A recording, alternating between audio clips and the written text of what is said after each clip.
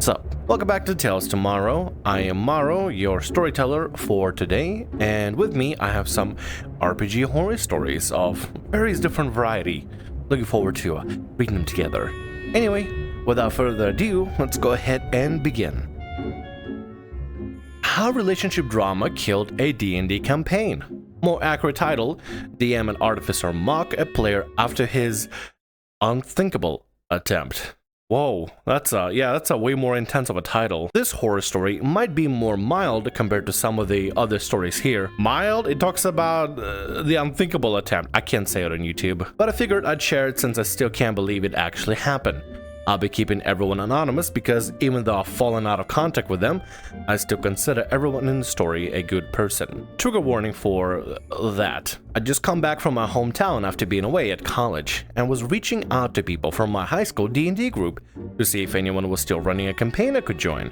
I don't really want to get into the details, but the reason I switched to remote courses and came back home was because I had just survived a unthinkable attempt while away at college and was coming home to recover and get the help I needed.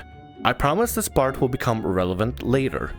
Anyway, someone from my high school D&D group got back to me and said he was about to start a League of Legends themed campaign that I was welcome to join. And I know how it sounds, but the League of Legends part actually wasn't related to what killed the campaign. We started meeting for sessions and I found out I would be playing with Warlock, who was in our high school D&D group, Fighter, also from the group, Artificer, who wasn't in a group but was Fighter's girlfriend and seemed like a cool person, and DM. I did some research so I would know what was going on with the League of Legends setting and was having a pretty fun time playing my druid in a campaign.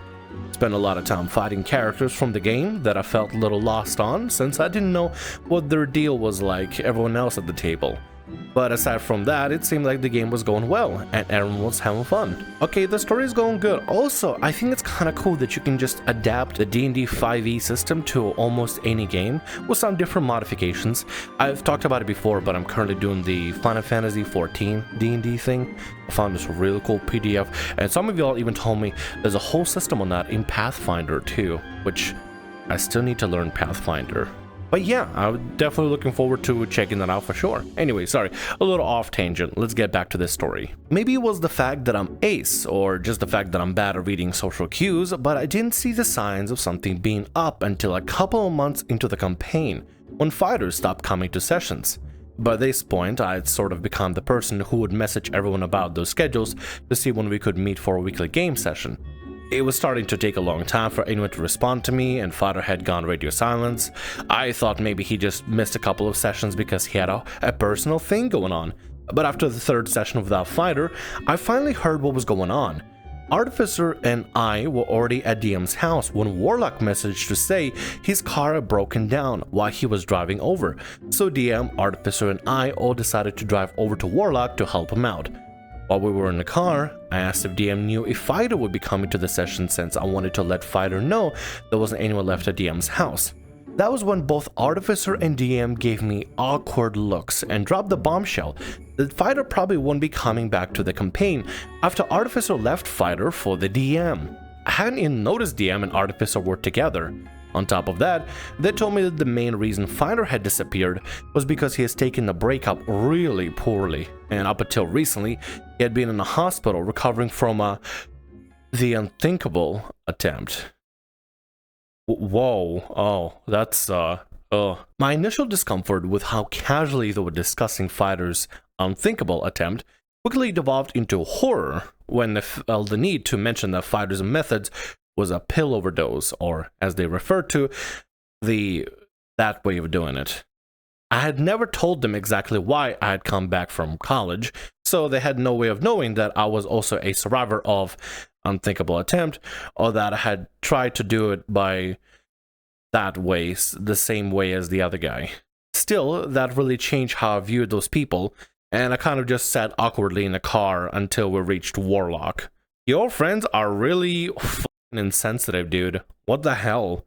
What kind of people are they? First of all, to refer to any sort of method of doing that as I guess the pussy way. What the fuck are you talking about? That is so fucking insensitive, dude. That is actually fucked up. What is wrong with those people? Somebody is having a really difficult time and taking something really poorly, and instead of like polite about it, they go like, oh yeah, you took the pussy way out. What? The person's trying to take their own life and you calling it the pussy? What?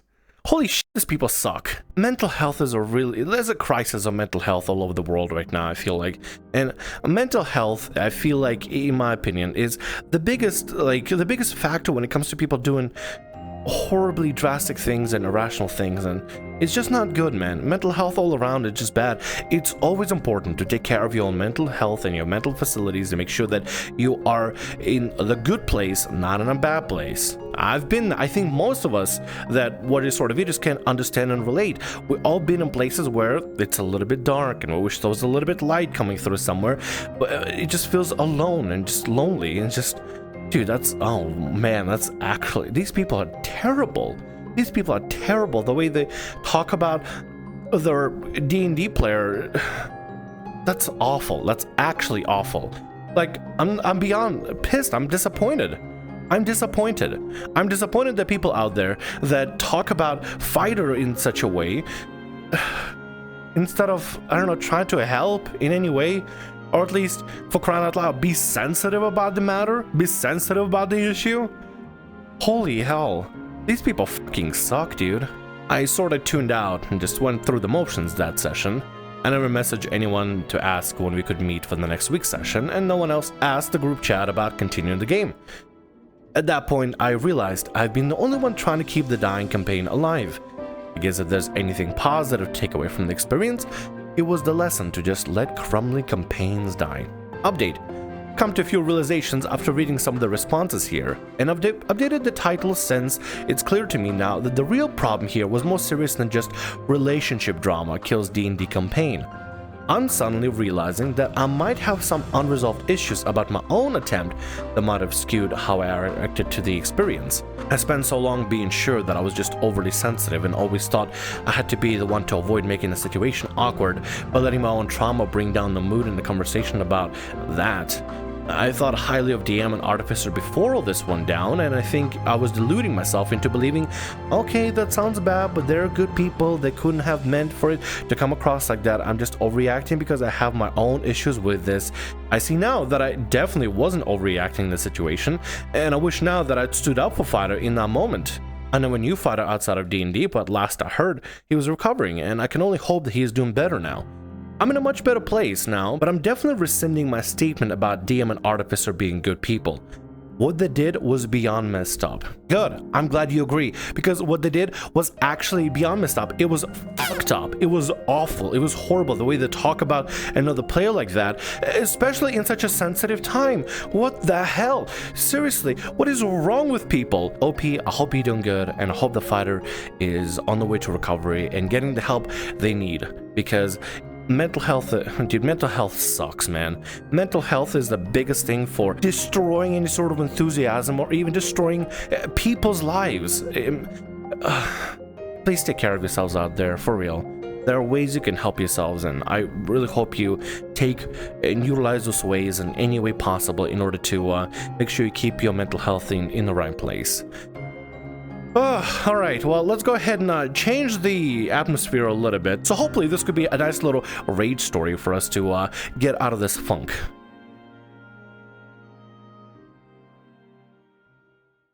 Two of my players went playing League of Legends during this session. Classic fantasy D&D game in the undead town. The players are trying to solve the mystery: who destroyed this city, turning all of their inhabitants into mindless zombies, and how do they actually manage to do this? The sessions were played online through Roll20. Spent a lot of time preparing for it, waiting to provide an equal amount of fights, loot, riddles, and optional minigames, and to finish off the session with a boss fight. I prepared the music, the map, the tokens, planted dynamic lighting walls, created several notes of lore, and came up with a unique mechanic for minigames. All in all, the preparations took me about 5 hours.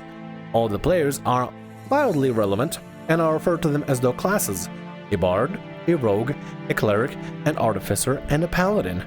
I'm sorry if you see some mistakes, English is not my native language. Plot hook lead the party to Mage Tower amidst the town. The entrance was enchanted with a classic riddle of two guards. One is always lying, the other is always telling the truth. Behind them are two doors. One leads to the tower, the second one is a trap. The rogue asked the guard, "Do you know me?" Received a yes, asked about the door, and went into a trap. I figured the mage was not a fool to make the riddle so easily. This is why the truth-telling guard answered Rogue's question positively, following the logic of "I saw him once, I know him." The rogue was then swiftly teleported to the second floor of the tower and frozen into a globe of ice. Quite harmless, but it would take some time to free him. Meanwhile, the other players managed to enter the tower by asking a different question of "Are you taller than me?" Finding the solution took them a minute. They were met with a storage full of magic ingredients and a faint singing coming from the next floor. I actually played a music tracking game with a nice melody and female vocals. It was part of the next riddle. The stairs to the next floor were endless, and you could only progress while you heard the vocals, so 1/8 of the time. After a few skill checks, the artificer figured the stairs were enchanted. There's probably a certain trigger to activate or conditions to follow to progress. The bard noticed a musical note engraved on the wall next to the stairs. The note was actually made up so that it would not be drawn amiss. About a short brainstorm led the artificer to the right conclusion. You can only move while you hear the vocals. Took them 20 to 30 minutes to solve. Dude, puzzles in D&D? Here's the truth about players solving puzzles in D&D, and this is coming from a player myself. We overthink everything. And we're gonna come up with 100,000 different solutions because we overcomplicate everything, because not only are we thinking from our character's perspective, which me, Morrow, I'm stupid, but also we're trying to brainstorm logically by overlooking anything other than the most obvious. That's a lesson to a lot of D&D players, whether old or new. Think simply first, complicate things later. It's the easiest way to do it. I've been in a musical kind of puzzle before, and yeah, I've been there. I've been and done that. So I can relate to this story. On the next floor, they find the frozen rogue in the mage's lab. This is where I put my first minigame. You could use the cauldron and the magic ingredients to the storage to cook different potions and salves. The mechanics were as following. The potion had 3 parameters: toxicity, concentration, and viscosity. The ingredients were added to the cauldron, provided the worth of toxicity, concentration, and viscosity. Some of them resources several parameters, some of them had different stats when the potion was boiling, and some potions had a necessary ingredient that really messed up stats, and its effects had to be mitigated somehow. I know it may be hard to grasp in text, but it was really intriguing in-game. I provided them a list of ingredients and recipes. Here's an example. Healing potion. Toxicity 0 to 10, concentration 40 to 60, viscosity 60 to 20. That actually sounds kind of cool. I've been thinking of maybe putting up like different minigames and stuff, or I don't know, maybe crafting? I'm not fully sure. I'm just still trying to figure it out, but that's really cool. I like that. That's really clever. You could cook it by adding 4 sparkling cabbage leaves, which provided 10 concentration, 5 viscosity each. Better potions required more precise doses. This minigame was optional. They needed to cook a fire salve to free the rogue from the frozen globe, and that's it. But 2 players, the artificer and paladin, were hooked. They carefully crafted several potions and salves, which I made sure to be quite powerful, and they ended up with 2 potions of flight and a very strong potion of regeneration. The bard then suddenly exclaimed he hated me, which I tried to brush off, as it was probably a joke. Anyway, he crafted himself a healing potion too. Meanwhile, the cleric was simply praying. This surprised me, as this player was a huge loot goblin and would not pass a chance to get some OP potions. Also, for some reason, he was only able to chat this day. The rogue was also suspiciously quiet. After he was freed from the help of the fire salve, he did not say a single word and did not react to anything happening in-game. Several people tried to message and call him, but he didn't respond. We decided to give the control over his character to the artificer. The player then faced a magic talking door. You could cook a certain salve to feed it, or just use a spell to open it. A spell it was. So they entered the 3rd floor of the tower. There were some mechanical servants on the mage. The artificer did some good stealth rolls and decided to explore the floor before engaging with the enemy. He found a dwarven workbench which could apply runes to the item he put it. The minigame was even easier than the last and even more optional. You had a few tries to enhance your weapons, armor, and other items with runes. For example, you could put a sword on a workbench, apply a rune of fire, and make it deal additional fire damage on hit. The artificer did exactly that, but the workbench was too noisy and attracted the servants. By that point, I was aware that some of the players were getting bored, so I had to speed things up. This is actually so cool. OP. I hope you share this at some point, like all the systems that you created. This is really creative. I like it. I really like it. Hey, I may end up yoinking it. I'm sorry ahead of time, but that's actually really cool. Setting up a minigame for like a crafting system, that is so actually exhilaratingly cool. That's a great way to make any sort of interaction just so fun.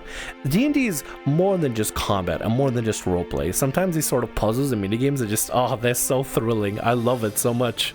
But I didn't expect the bard to exclaim, damn, I just managed to find a lone match. And then the cleric just freaking disconnected. All of this really ruined my mood, so I said, okay, we'll stop the session here, and disconnected too.